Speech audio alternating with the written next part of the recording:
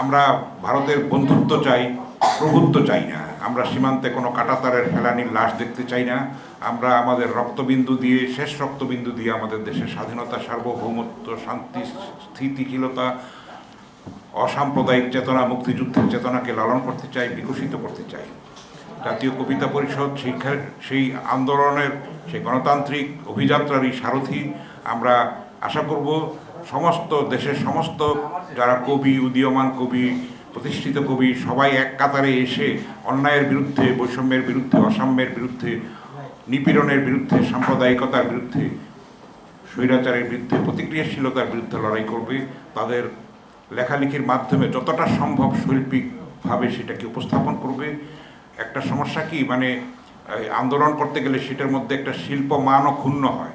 সেটার কারণে প্রতিষ্ঠাতা কবি, জাতীয় কবিতা পরিষদের প্রতিষ্ঠাতা কবি কবি শামসুর রহমান কিন্তু নিজেকে এই নেতৃত্ব থেকে একটু সরিয়ে নিয়েছিলেন।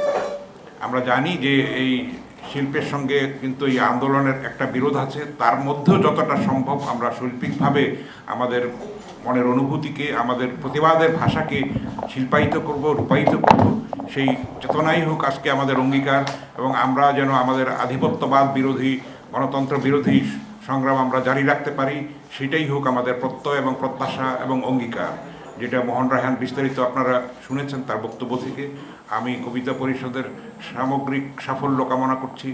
আমি এটা শুরু থেকেই জড়িত ছিলাম, সেইভাবে প্রত্যক্ষভাবে যুক্ত থাকতে পারিনি।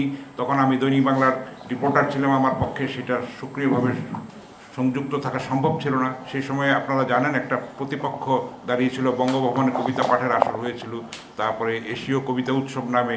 আমি এটা বিস্তারিত যেতে চাই না, সেখানেও আমার প্রলোভন ছিল, কিন্তু আমি সেটা উপেক্ষা করে আমি রাজপথেই থাকতে চেয়েছি যতটা সম্ভব। সবসময় মানুষের সঙ্গেই থাকতে হবে। কবিরা সবসময় মানুষের কথা বলেন। তারা এমন কল্পনা মার্গে বাস করে না যেখানে মানুষের কথা নেই, মানুষের অধিকারের কথা নেই।